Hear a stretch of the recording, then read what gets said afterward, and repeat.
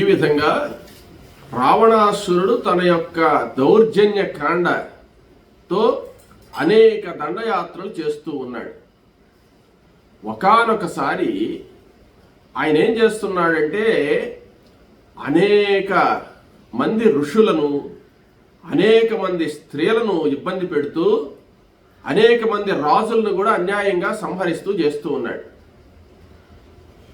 ఈయన ఒకానొకసారి ఈ పుష్పక విమానంలో ప్రయాణిస్తూ కైలాస పర్వతం దగ్గర వెళుతున్నాడు. ఆ కైలాస పర్వతం పైనుంచి ఏ వాహనాలు వెళ్ళకూడదు అన్నమాట. ఈనాటికి కూడా అక్కడ విమానాలు పోవు కైలాస పర్వతం మీద. రావణాసురుడు విమానంలో వస్తూ కైలాస పర్వతాన్ని ఆ విమాన మార్గంలో దాటాలని చూశాడు. అప్పుడు నందీశ్వరుడు అడ్డగిచ్చాడు అనమాట. నందీశ్వరుడు అడ్డగిచ్చి ఈ విమానాన్ని కైలాస పర్వతం మీద నుంచి పోవడానికి లేదు, పక్కకి తిరిగి పొమ్మన్నాడు. నువ్వేం చెప్పేది నాకు అన్నాడు రావణాసురుడు. అంటే రావణాసురుడు ఎంత మూర్ఖత్వం అంటే ఆయన అనుకున్నదే జరగాల, ఎవరు చెప్పినా వినడనమాట. నందీశ్వరుడు ఏం చెప్పలేదు, పక్క నుంచి బొమ్మన్నాడు. ఈ దారిని పోకూడదు అన్నాడు. నేను ఈ దారినే పోతానన్నాడు. పోవడానికి లేదని నందీశ్వరుడు కూడా గట్టి మనిషే కాబట్టి ఆయన యొక్క బాధ్యత ఆయన నిర్వహించేవాడు కాబట్టి గట్టిగా తిరుక్కున్నాడు. చెప్తారు ధర్మం, ఇద్దరు మూర్ఖులుగా ఆయన పోతుంటే ఒకటే దారి అట, ఇద్దరు సాధువులు పోతే 3 దారులట, ఒక సాధువు ఒక మూర్ఖుడు పోతే 2 దారులట. ఎట్లంటే ఇద్దరు మంచి వాళ్ళు పోతున్నారు అనుకో దారిన, ఇదిగో పెద్ద ఆయన పోతాడని చెప్పి ఈయన పక్కకు పోతాడు. పెద్ద ఆయన వస్తున్నాడు మనం పక్కకు పోదామని ఈయన కూడా పోతాడు పక్కన.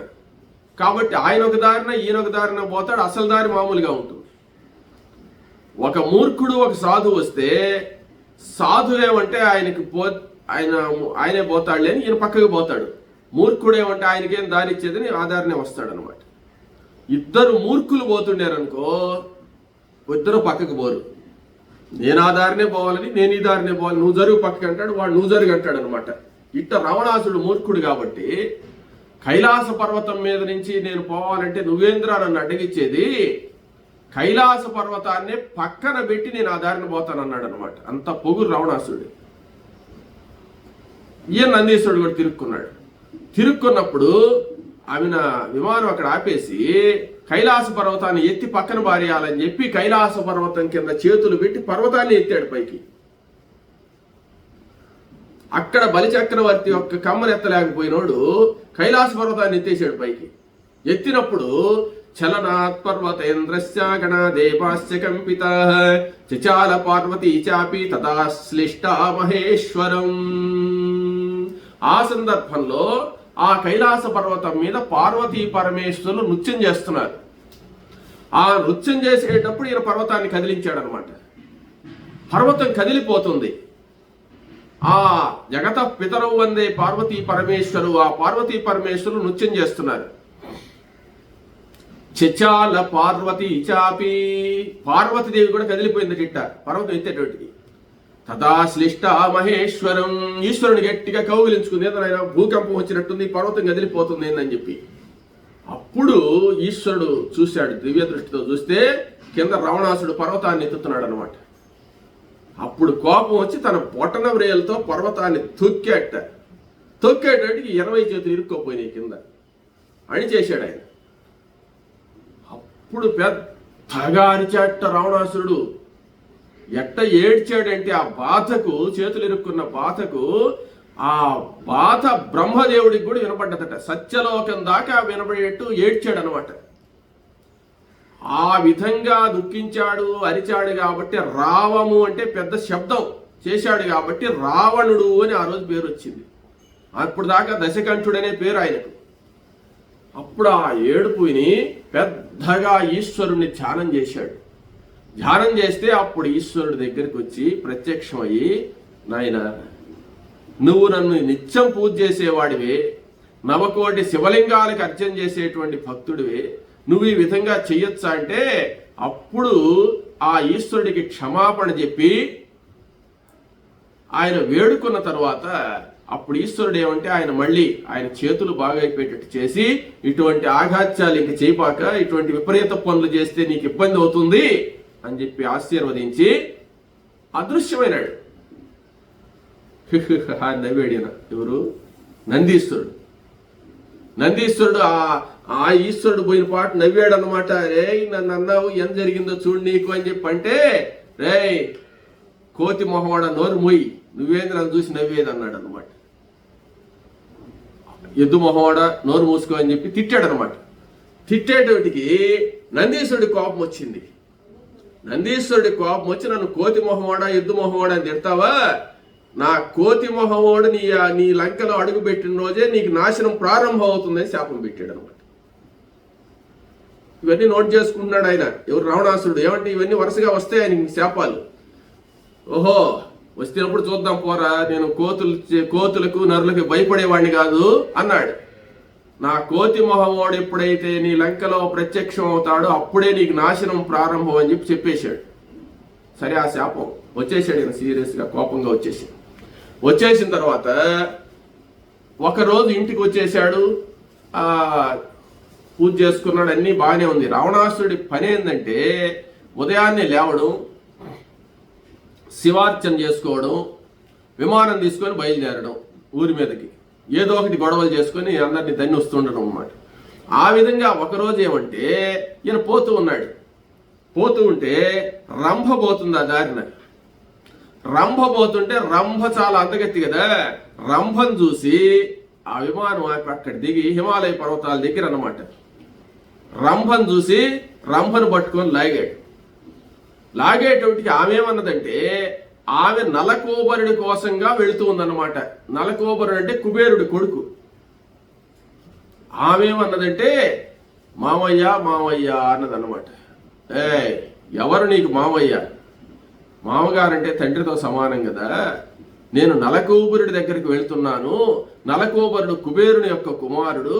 కుబేరుని యొక్క కుమారుడు అంటే మీకు కూడా కుమారుడు లెక్కే కదా, కాబట్టి నువ్వు పెద్దవాడివి కదా, నన్ను పోని అన్నది. అప్పుడు రావణాసుడు ఎంత మదం అంటే, నువ్వు దేవకాంతు, దేవవేశ్యవు, నువ్వు నీకేంది వావి వరసలు, నువ్వు ఎవరి దగ్గరికైనా రావాల్సిందే, ఎవరైనా నేను అనుభవించవచ్చు. కారణం ఏంటంటే, తండ్రి కొడుకులు యజ్ఞంగా చేస్తే ఇద్దరు స్వర్గలోకానికి వస్తారు. ఒక యజ్ఞం చేస్తే ఫలితం ఏమిటి? స్వర్గప్రాప్తి. స్వర్గానికి వచ్చినప్పుడు ఆ తండ్రికి నువ్వు సకల సుఖాలు అందించాలి.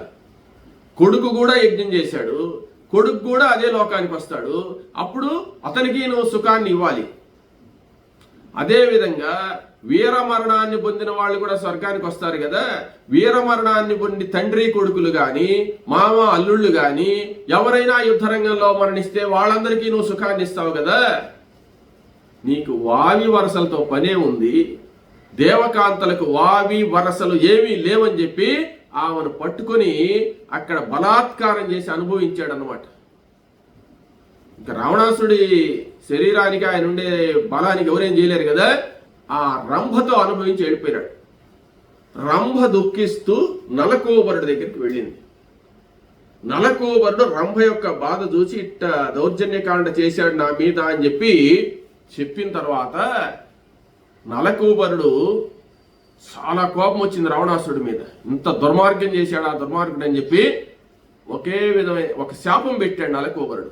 ఏమంటే, నీవు ఏ స్త్రీనైనా బలవంతంగా గాని అనుభవిస్తే, ఆ స్త్రీ నీతో ఇష్టంగా వచ్చి అనుభవిస్తే తప్పులేదు. ఆ స్త్రీ ఇష్టం లేనప్పుడు గాని నువ్వు బలవంతంగా గాని అనుభవిస్తే నీ తల 1000 వ్రక్కలైపోతుందని శాపం పెట్టాడు. ఇంకొక విషయం కూడా మీరు గమనించారో లేదో, హిరణ్యకశిపుడు వరాలు కోరుకున్నప్పుడు చెప్పాను, కావాలంటే చూడండి మరలా. రావణాసురుడు వరాలు కోరుకున్నప్పుడు చెప్పారు. హిరణ్యకశిపుడు చాలా జాగ్రత్తగా కోరుకున్నాడు వరాలు. ఋషుల శాపాలు కూడా నన్నేం చేయకూడదు అని కోరుకున్నాడు. రావణాసురుడు అవి మర్చిపోయినాడు అనమాట. రెండో జన్మకు వచ్చేటట్టు కొన్ని మర్చిపోయినాడు ఆయన. ఋషుల వరాలు నన్ను ఏం చేయకూడదని కోరలు ఆయన. అందువల్ల ఇప్పుడు నలకోబరుడి శాపం తగిలిందనమాట. తరువాత ఈ శాపం ఒకటి, దాన్ని కూడా నోట్ చేసుకున్నాడు. నందీశ్వరుడి శాపం ఒకటి. ఓహో, వరుసగా మనకేదో మార్పులు వస్తున్నాయి అని వచ్చాయి, ఇప్పటికి ఏమైందిలే అనుకున్నాడు.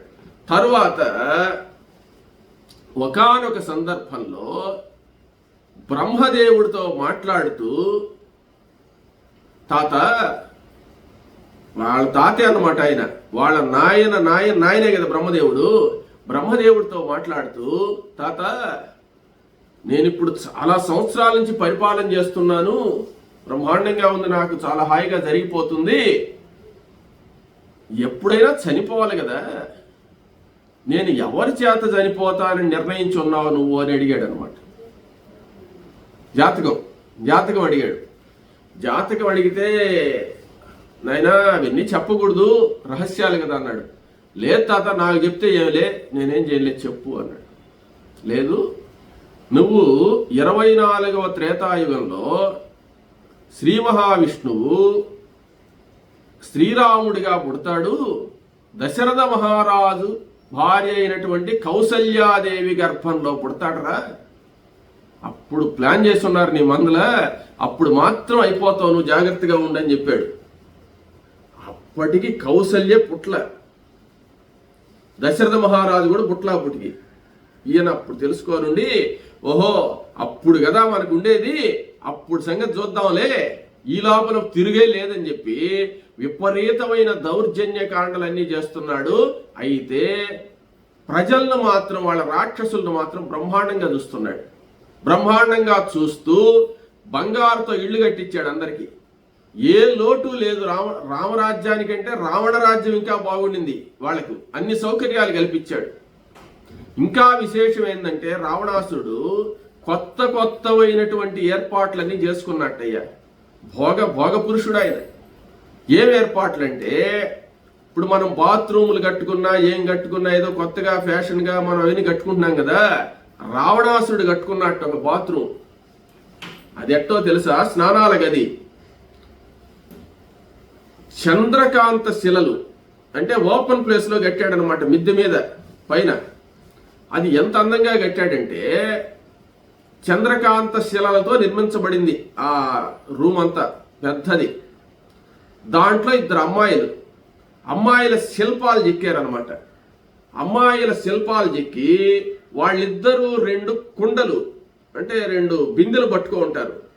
ఆ బిందెలను చంద్రకాంత శిలలతో పెట్టారనమాట.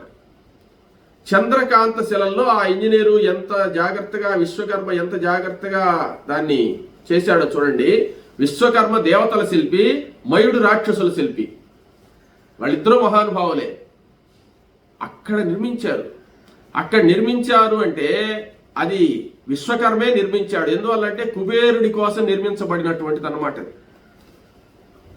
ఆ చంద్రకాంత శిలల్లో ఉండే ప్రత్యేకత ఏంటంటే, చంద్ర కిరణాలు పడ్డప్పుడు ఆ చంద్రకాంత మడిలో నుంచి నీళ్లు వస్తాయి అన్నమాట. ఈ బిందెలు 2 ఏర్పాటు చేశాడు. ఒక అమ్మాయి, 2 అమ్మాయిలు పట్టుకున్నారు బిందెలు. కరెక్ట్గా వెన్నెట్లో, అంటే ఆ బాత్రూంలో రోజు స్నానం చేయడు. పౌర్ణమి రోజు ఒక బాత్రూము, పాడ్యమి రోజు ఒక బాత్రూము, విధి రోజు ఒక బాత్రూమ్, ఇటు కట్టించుకున్నాడు ఆయన. పౌర్ణమి రోజు మాత్రం ఈ బాత్రూమ్ లేక వస్తాడట. ఇక్కడికి వస్తే ఈ స్నానాల గదిలో నా యొక్క రావణాసురుడు వచ్చి కూర్చోగానే టైం ప్రకారం వస్తాడు. వెన్నెల వస్తుంది అదే సమయానికి. వెన్నెల రాగానే చంద్ర కిరణాలు దీని మీద పడితే, ఈ బొమ్మల మీద, ఈ బిందెల్లో నుంచి నీళ్లు వస్తుంటాయి అన్నమాట. గంగా ప్రవాహం వచ్చినట్టు వస్తుంటాయి బిందెల్లో నుంచి నీళ్లు. వాటి కింద స్నానం చేస్తాడట. ఆయన ఎంత వైభవం చూడు. ఆయన దంతధావనం చేసేటప్పుడు పచ్చరాయిని చూసావా? మనం పచ్చరాయి ఉంగరం చేయించుకుంటారు చూడు. ఒక్క చిన్న పచ్చరాయి ఉంగరం చేసుకోవాలంటే ఎంతో డబ్బులు అవుతాయి మనకు. పచ్చరాయి బండ ఉంటుందట, దాని మీద కూర్చొని దంతధావనం చేసుకుంటాడట. అంటే ఆయన దంతధావనం చేసుకునే బండ పచ్చరాయి. ఇంకా ఆయన ఐశ్వర్యం ఎంతో చూడండి. అటువంటి ఐశ్వర్యాన్ని అనుభవిస్తున్నాడు రావణాసురుడు. కాలం గడుస్తూ ఉంది. ఎన్నో కార్యక్రమాలు చేస్తున్నాడు, ఎన్నో శాపాలు అనుభవిస్తున్నాడు, ఎంతో మందితో స్నేహితం చేస్తున్నాడు, ఎంతో మందితో విరోధం తెచ్చుకుంటున్నాడు. భూలోకం, భూర్లోక, సూర్లోకాలంతా సంచరిస్తూ ఉన్నాడు.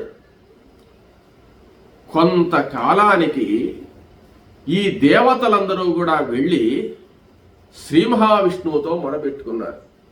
దేవతలకు అసలు అవకాశమే లేదు. ఈయన ఇవన్నీ చేస్తూ ఉంటే కుంభకర్ణుడు ఏం చేస్తున్నాడా అని కుంభకర్ణుడు కూడా పెళ్లి చేశారండి. కుంభకర్ణుడి భార్య పేరు వజ్రజ్వాల. ఆయనగా ఒక గృహం కట్టించాడు. కుంభకర్ణుడి కంటే ఈ చిన్న ఇళ్ళు చాలు అన్నమాట. ఆయన చాలా భారీ శరీరం కాబట్టి ఆయనకు సంబంధించినటువంటి గృహం ఉంది. ఆయన 6 నెలలు నిద్రపోతాడు. ఒక్కరోజు లేస్తాడు పైకి. ఆ ఒక్క రోజులో ఆయన ఎవరు ఎదిరించలేరు. ఎటువంటి వాడైనా చంపేస్తాడు. మళ్ళీ రాత్రి పండుకుంటే ఇంక 6 నెలలు పైకి లేవు. సంవత్సరానికి ఒక్కరోజు మేలుకు ఉంటాడు ఆయన. సంవత్సరం అంతా కానీ మేలుకుంటే ఆయనతో మనం బ్రతకలేము. రావణాసుడి కంటే ఇంకా బలం అన్నమాట ఆయనకు. అందుకనే దేవతలు ఏం చేశారంటే కుంభకర్ణుడు తపస్సు చేసినప్పుడు బ్రహ్మ ప్రత్యక్షమైతే ఏం వరం కావాలా అని కోరుకోమన్నాడు. కోరుకునేటప్పుడు వాడు మనసులో అనుకున్నది ఏంటంటే నిర్దయ.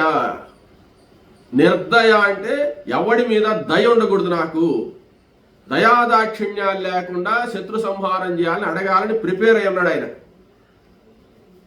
బ్రహ్మదేవుడు ఏం చేశాడంటే ఖచ్చితంగా వాడు నిర్దయ, నన్ను అడుగుతాడు, నేను మాత్రం ఇచ్చేస్తాను వరం, నేను మాట తప్పేదానికి లేదు, మీరేమన్నా ఏర్పాట్లు ఉంటే చేసుకోండి అని దేవతలే చెప్పాడు. ఈ దేవతలు మేమేమి ఏర్పాటు చేస్తామయ్యా అని చెప్పి సరస్వతీదేవి దగ్గరికి వచ్చారు. సరస్వతీదేవిని ప్రార్థిస్తే మరే నేను ఏదో ఒక ఏర్పాటు చేస్తాను, ఏదో చిన్న మార్పు చేస్తాను అని చెప్పి ఆ సమయానికి కుంభకర్ణుడి యొక్క నాలుక మీద చేరుందాం వరం అడగబోయే సమయానికి బ్రహ్మదేవుడు కోరుకోనాయన వరం అన్నాడు. నిర్దయ అనబోయి నిద్రయ అన్నాడు అనమాట. దాన్ని మార్చేసింది, చిన్నగా వెలికి పెట్టింది అనమాట. నిద్రయ నిద్రయ నిద్రయ, నాకు ఎప్పుడు నిద్రయ అన్నాడు. తథాస్తు అన్నాడు. ఆయన సమయం కోసం ఎదురు చూస్తున్నాడు. తథాస్తు, అలాగే నిద్రయే నాయన, నీకు ఎప్పుడు నిద్రేనన్నాడు. ఇంకా మాట తప్పులే, సరస్వతిది నాలుగు మీద నుంచి వచ్చేసింది. అప్పుడు స్వామి నేను పొరపాటు చేశాను, నిర్దయ అని అడగబోయి నిద్రయ అని అడిగాను. నువ్వు మొదటిసారి అడిగింది ఇస్తాను కానీ రెండోసారి అడిగింది ఇవ్వను, అయితే ఏం చేయాలన్నాడు. సరే పో, మనవాడివే కాబట్టి, మా మనవడివే కాబట్టి సంవత్సరానికి ఒక్కరోజు మేలుకోబోచాలి అని చెప్పాడు. ఎప్పుడు నిద్రేనమాట. ఆ సంవత్సరంలో 6 నెలలకు ఒకసారి లేస్తాడు పైకి. 6 నెలలకు లేచినప్పుడు వాడు తినేటువంటి ఆహారం మనం ఏం చెప్పలేము, అంత భయంకరమైన ఆహారం తింటారు. ఇదంతా రామాయణంలో మీరు వినుంటారు. అటువంటి వాడు కుంభకర్ణుడు. తర్వాత విభీషణుడి సంగతి, శూర్పణ సంగతి మనకు అవసరంలా. విభీషణుడు చాలా మంచివాడు, ఆయన విష్ణు భక్తుడు, అదంతా వేరే విషయం. తర్వాత కుంభకర్ణుడు ఏం చేస్తున్నాడంటే ఈ పని చేస్తున్నాడు, నిద్రపోతున్నాడు అనమాట. తర్వాత రావణాసురుడు ఇవన్నీ చేసుకుంటూ కౌసల్యాదేవి ఎప్పుడు పుడుతుందా అని ఎదురు చూస్తున్నాడు. ఆ సమయం ఆసన్నమైంది. దేవతలందరూ కూడా శ్రీ మహావిష్ణువు దగ్గరకు పోయి ఈ రావణాసురుని ఎలా అయినా సంహరించవయ్యా, ఈ యజ్ఞయాగాది క్రతువులు జరగనివ్వడం లేదు, దేవతారాధనలు జరగనివ్వడం లేదు, ఘోరంగా హింసిస్తున్నాడు అందరినీ అని చెప్తే అప్పుడు శ్రీ మహావిష్ణువు నేను అవతరిస్తాలి నాయన, కొంచెం ఓపిక పట్టండి, ఇంకా మా తల్లిదండ్రులు పుట్టలేరు భూలోకం మీద అని చెప్పి అన్నాడు. తర్వాత కొంతకాలానికి ఈ కోసల దేశంలో కోసలాధిపతి కూతురుగా కౌసల్య పుట్టింది. కౌసల్య పుట్టి యుక్త వయస్కురాలైంది. దశరథ మహారాజు ఆమెను చేసుకోవాలనుకున్నాడు. దశరథ మహారాజు ఇక్కడ అయోధ్య నగరాన్ని పరిపాలిస్తున్నాడు. కోసల దేశంలో కౌసల్య ఉంది. రావణాసురుడు గమనించున్నాడు. ఇంతలో నారద మహర్షి పోయినాడు. పోయి నాయన రావణ అన్నాడు. ఏమంటే కౌసల్య పుట్టేసి ఉంది, దశరథ మహారాజు కూడా పుట్టున్నాడు, వివాహం కూడా జరగబోతున్న త్వరలో అని చెప్పాడు. ఈయన అది పనిగా పోయి చెప్పొస్తాడు అనమాట నారదుడు. సరే సరే తాత ఎప్పుడు అంటే పలానా రోజు పెళ్ళి అని చెప్పాడు. పెళ్లి ముహూర్తాలు కూడా పెట్టుకున్నారు. ముహూర్తాలు కూడా పెట్టుకున్న తర్వాత దశరథ మహారాజు అయోధ్య నగరంలో బయలుదేరి కోసల దేశానికి వస్తూ ఉన్నాడు. అక్కడ నదీ ప్రవాహాన్ని దాటాలన్నమాట. కౌసల్య వివాహానికి సిద్ధమై ఉంది. అప్పుడు రావణాసురుడు ఏం చేశాడంటే, రాముడు పుడితే కదా నాకు హాని, అసలు కౌసల్యనే లేకుండా చేస్తే రాముడు ఎట్టు పుడతాడు అని చెప్పి అదృశ్య రూపంలో పోయి అక్కడ కౌసల్యని ఏం చేశాడంటే ఒక బంగారు ఒక పెట్టెలో పెట్టేసేసి, ఆ పెట్టెను ఏం చేశాడంటే తేలేటువంటి పెట్టె అనమాట. ఆ పెట్టెలో పెట్టి స్త్రీ హత్య చేయడం దేనికి లేని, లేకపోతే ఆమె చంపేసి ఉండేవాడు అనమాట. నదిలో వదిలేశాడు. నదిలో వదిలేస్తే ఎట్టో కొట్టుకోపోతుంది కదా అని.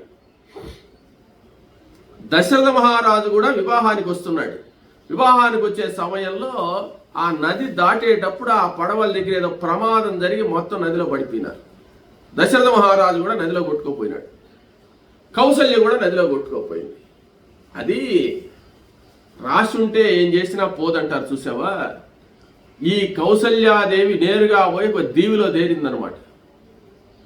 దశరథ మహారాజు కూడా ఆ దీవిలోకి పోయినాడు. ఆ దీవిలోకి పోయి ఆయన అక్కడ చూసేటోటికి ఈ పెట్టె కొట్టుకో వచ్చేసి, పెద్ద పెట్టె ఏమంటే చిన్న బిడ్డను కాదు పెట్టింది, పెద్దవనే పెట్టాడు అనమాట. మన బాక్స్లో పెట్టి తోసేసాడు అనమాట. ఈ బాక్స్ కొట్టుకొని వచ్చి ఆ దీవి దగ్గర ఒక అంచును కొట్టుకోంది. అప్పుడు దశరథ మహారాజు కూడా అక్కడికే కొట్టుకోపోయి ఆయన ఆ పెట్టెను తెరిచి చూశాడు. తెరిచి చూస్తే దాంట్లో కౌసల్యాదేవి ఉంది. వీళ్ళు వివాహానికి పెట్టిన ముహూర్త సమయం అదే. అంటే వివాహ లగ్న బలం చూడు ఎట్టుందో. ఎవరు నువ్వు అంటే కౌసల్య, ఎవరు దశరథ మహారాజు. వీళ్ళు అనుకొని ఇద్దరు కూడా ఆ దీవిలో వివాహం చేసుకున్నారు. గాంధర్వ విధిని వివాహం అయిపోయింది. ఇప్పుడు శకుంతల దుష్యంతులు కూడా పెళ్లికి ఎవరు లేరు కదా. అదే విధంగా కౌసల్య దశరథ మహారాజు ఆ దీవిలో వివాహం చేసుకున్నారు. కానీ అక్కడి నుంచి అయోధ్య నగరానికి పోవాలంటే ఎలా పోవాలి? ఏ వాహనాలు లేవు, చాలా దూరం. ఇదంతా దాటిపోవాలంటే, ఈ ప్రవాహాలన్నీ దాటి సముద్రాలు దాటిపోవాలంటే ఎట్లా అని చెప్పి అనుకునే సమయంలో అక్కడికి జటాయు అనేటువంటి పక్షి వచ్చాడు, పక్షిరాజు. ఆ జటాయు వీళ్ళ మాటలు విన్నాడనమాట. విని, ఎవరినైనా మీరు ఏంది అంటే, అప్పుడు దశరథ మహారాజు చెప్పాడట, నేను అయోధ్యను పరిపాలించేటువంటి దశరథుణ్ణి, ఈమెను వివాహం చేసుకోవాలని వెళ్ళాను, ఇలా జరిగింది అని జరిగిన వృత్తాంతం అంతా చెప్పిన తర్వాత మేము ఎలా వెళ్ళాలో అర్థం కావడం లేదంటే, అప్పుడు జటాయువు ఆ దంపతులనిద్దరినీ కూడా తన వీపు మీద వెక్కించుకుని ఆ శ్రీమన్నారాయణమూర్తి గరుడ వాహనంలో వచ్చినట్టుగా ఆ జటాయువు వీళ్ళిద్దరినీ తీసుకుని వచ్చి అయోధ్యలో చేర్చాడు. అయోధ్యలో చేర్చిన తర్వాత వాళ్ళు వైభవంగా కొరవ కార్యక్రమాలన్నీ కూడా చేసుకున్నారు. ఆ రోజు నుంచి జటాయువు దశరథ మహారాజు యొక్క స్నేహితుడైనాడు. ఎందుకు చెప్తున్నాను ఇదంతా అంటే, మనం రామాయణంలోకి ప్రవేశించినప్పుడు జటాయు వస్తాడు. జటాయువుకు దహన సంస్కారాలు రామచంద్రమూర్తి చేస్తాడు. దశరథ మహారాజు యొక్క గర్భవాసంలో పుట్టిన శ్రీ మహావిష్ణువు దహన సంస్కారాలు దశరథ మహారాజుకు చేయలేదు, ఆయన భరతుడు చేశాడు. జటాయువు ఎంత పుణ్యం చేశాడో చూడండి. ఆ జటాయువుకు దహన సంస్కారాలు చేసింది శ్రీరామచంద్రమూర్తి. అంటే తన తల్లిదండ్రులను కాపాడినటువంటి వాడు దశరథ మహారాజు యొక్క ప్రాణ స్నేహితుడు జటాయువు. జటాయువుకు దశరథ మహారాజుకు ఎక్కడ స్నేహితం ఏర్పడింది అనేటువంటి విషయం చాలా మందికి తెలియదు, ఈ సందర్భంలో ఏర్పడ్డది. ఆ విధంగా జటాయువు దశరథ మహారాజు కౌశల్యను చేర్చేసి ఆయన పాటికి ఆయన పోయినాడు. అప్పుడప్పుడు దశరథ మహారాజుతో కలుస్తూ ఉండేవాడు అన్నమాట. ఈ కథ ఇంతవరకు అయింది. దశరథ మహారాజు కౌసల్య ఉన్నారు. ఎంతకాలమైనా వాళ్ళకి సంతానం కలగలేదు. తర్వాత సుమిత్రాదేవిని చేసుకున్నాడు. సుమిత్రకు కూడా సంతానం కలగలేదు. తర్వాత 360 మంది భార్యలు ఉన్నారు దశరథ మహారాజుకు. వాళ్ళలో ముఖ్యమైన వాళ్ళు ఈ కౌసల్య, సుమిత్ర. సుమిత్రతో వివాహమైనా కానీ సంతానం కలగకపోతే ఒకానొక రోజు కేకయ రాజ్యానికి వెళ్ళాడు. కేకయ రాజ్యంలో కేకయ రాజు కూతురు కైకేయి అనే ఉంది. కైకేయి చాలా పశ్చామే. అప్పటికి దశరథ మహారాజు యొక్క వయసు 60,000 సంవత్సరాలు. 60,000 సంవత్సరాల వయసులో రాముల వారు పుట్టింది ఆయనకు. 60,000 సంవత్సరాలు ఆయన సంతానం లేదు. ఒకానొక కూతురు శాంత అని ఉంటే అది రోమపాదుడికి ఇచ్చేసి ఉన్నాడు. ఈ కైకేయి చాలా చిన్నది. చూడు, బాగా వినండి రామాయణంలో విషయాలు. సంతానం లేదు కదా ఆయనకు. ఆమెను పెళ్లి చేసుకుంటానన్నాడు. పెళ్లి చేసుకుంటానంటే అసలు చేసుకోవాల్సిన వయసు అయింది కాదు, ఇవ్వాల్సిన వయసు కాదు. అమ్మాయి పసి 16 ఏళ్ల వయసు ఉండేటువంటి అమ్మాయి కైక, చాలా అందగత్తె. అప్పుడు కేకయ్య రాజు ఏం చెప్పాడంటే, దశరథ మహారాజా, నువ్వు ఉండేటువంటి వయసుకు మా అమ్మాయి ఉండే వయసుకు చాలా తేడా ఉంది. కానీ నువ్వు అడిగావు కాబట్టి నేను మా అమ్మాయిని ఇస్తాను. కానీ ఈ అమ్మాయికి పుట్టే బిడ్డకే నువ్వు సామ్రాజ్యాన్ని ఇవ్వాలా అని అన్నాడు. కైకేయిని మనం దుర్మార్గురాలుగా అనుకుంటాం. కైకేయి చూడు రాముల వారిని ఘోరంగా అడవులకు పంపించిందని మనం అంటాం. విషయంగా అని తెలుసుకుంటే మనకే దుఃఖం వస్తుంది అనమాట. ఆ కైకేయిని ఇచ్చినప్పుడు కేకయ్య రాజు అడిగిన మాట అది, నువ్వు నా బిడ్డకు పుట్టేటువంటి బిడ్డకే రాజ్యం ఇవ్వాలా అని. అప్పుడు దశరథ మహారాజు ఏం చెప్పాడంటే, నాకు సంతానం లేదు, ఆ భార్యలందు నాకు సంతానం కలగలేదు, కాబట్టి కైకకు పుట్టిన బిడ్డకే రాజ్య పట్టాభిషేకం చేస్తాను అని మాట ఇచ్చాడు. అంతమందిలో మాట ఇచ్చాడు. సూర్యవంశపు రాజులు మాట తప్పరు. మాట ఇచ్చిన తర్వాత అమ్మాయిని ఇచ్చాడు. వివాహం చేసుకుని కైకేయిని కూడా వివాహం చేసుకుని తర్వాత రాజ్యానికి వచ్చాడు. ఆయన జరుగుతూ ఉంది, రాజ్య పరిపాలన చేస్తూ ఉన్నారు. కొంతకాలం అయింది. సంతానం కలగకపోయేటోటికి వశిష్ఠాదులందరూ కూడా దశరథ మహారాజుతో ఏం చెప్పారంటే, ఈ పుత్రకామేష్టి యాగంగా చేస్తే సంతానం కలుగుతారు అని చెప్పారు. అయితే పుత్రకామేష్టి యాగం చేస్తే సంతానం కలుగుతారు అనే మాట ఇంతకు ముందు చెప్పొచ్చు కదా, ఇన్ని సంవత్సరాల నుంచి సంతానం లేకపోతే అనొచ్చు. కానీ సుమంతుడు అనే మంత్రి ఉన్నాడు దశరథ మహారాజు దగ్గర. ఆ దశరథ మహారాజు దగ్గర ఉండే సుమంత్రుడికి కొన్ని విషయాలు తెలుసు అన్నమాట. ఆ కొన్ని విషయాల్లో సనత్ కుమారుడు మొదలైనటువంటి వాళ్ళు మాట్లాడుకునేటప్పుడు ఒకసారి సుమంత్రుడు కొన్ని సందర్భాల్లో విన్నాడు.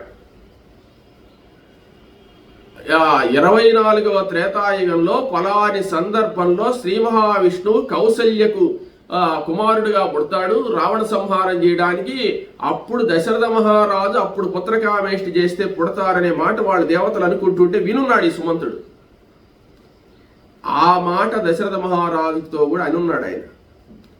ఇన్ని రోజుల నుంచి ఆయనకు బుద్ధి పుట్ల, ఇప్పుడు బుద్ధి పుట్టిందనమాట.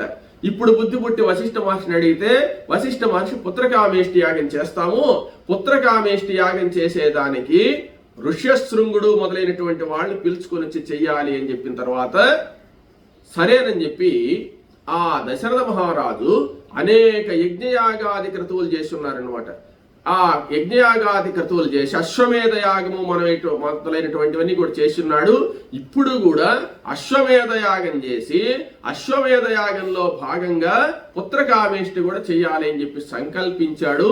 వశిష్ఠ మహర్షికి చెప్పాడు. వశిష్ఠ మహర్షి అన్ని ఏర్పాట్లు చేసి ఆ సరయూ నదీ తీరంలో యజ్ఞశాలన్నీ కూడా ఏర్పాటు చేసి అశ్వమేధ యాగం చేస్తారు. అశ్వమేధ యాగం అయిన తర్వాత పుత్రకామేష్టి చేస్తారనమాట. ఆ యజ్ఞానికి ఎక్కడెక్కడ ఉండేటువంటి ఋషీశ్వరులందరికీ కూడా ఆహ్వానాలు, రాజులందరికీ ఆహ్వానాలు, బంధువులందరికీ ఆహ్వానాలు వెళ్ళాయి. అందరూ ఆ అశ్వమేధ యాగానికి ఏర్పాట్లు చేస్తూ ఉన్నారు. దేవతలందరూ శ్రీ మహావిష్ణువును ప్రార్థించారు. ప్రార్థించిన తర్వాత శ్రీ మహావిష్ణువు ఏమంటే, రావణ సంహారానిగా నేను అవతారాన్ని ధరించబోతున్నాను.